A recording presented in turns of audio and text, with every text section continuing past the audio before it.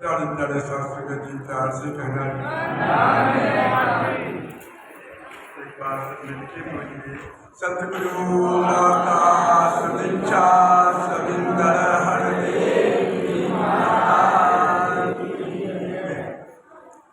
शास्त्री जी ऐसे तो दास आप सब माँ ज्ञानी महात्मा के दर्शन हेतु आता है और वास्तव में आपके विचार सुनने के लिए आता है, अपने हृदय को तरोताजा करने के लिए आता है।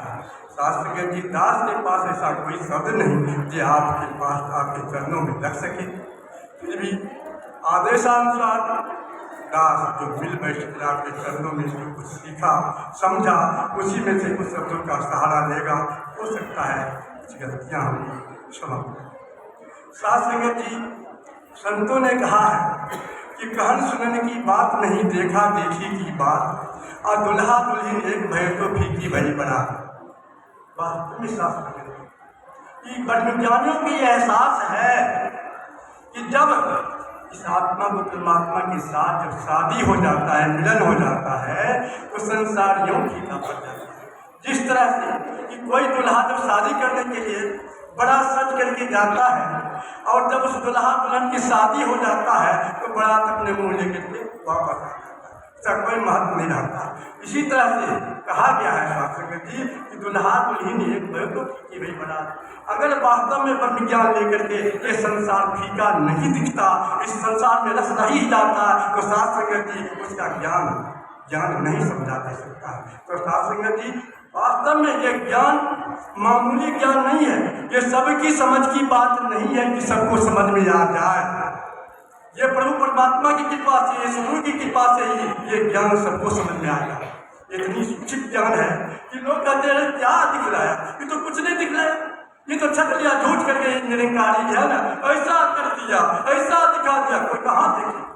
शास्त्र जी अपनी बीती एक कहानी कहता हूँ कि महात्मा जब हम दुकान पर बैठे थे तो महात्मा हीरा जी हमको कहने के लिए आए कि हे वो चलो न से संस्कृत विद्यालय में एगो महात्मा लिखी न सो भगवान दिखलावे छथिन।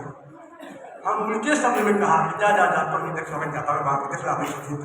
वही तो भगवान दिखलावे छथिन, इसमें भगवान देखने तो निहाले हो जाते पर बेले पार हुई ना कहीं कि हमको कहेंगे देखिए आपको कुछ पैसों भी मांगता है, कुछ तो मांगता नहीं है, तो टेम जब दिखलाता है तो ढूंढ सांच करके समझ लीजिए, देख लीजिए। थोड़े सा लगा कि चलो जा करके देख लेते हैं। दोनों आदमी साथ में इसी तरह से सभा लगा हुआ था, सत्संग सभी महात्मा बैठे हुए थे।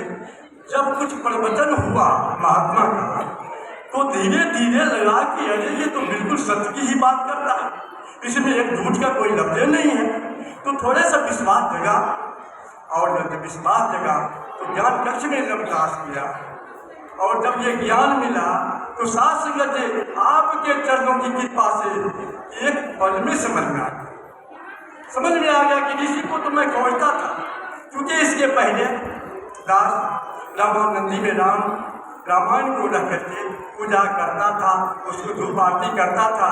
उसमें आता था कि ईश्वर सर्वव्यापी है, ईश्वर सर्वव्यापी है, सब जगह है। तो दास को दिल में ये प्रश्न उठता था कि जब सब जगह है तो हम देखते क्यों नहीं?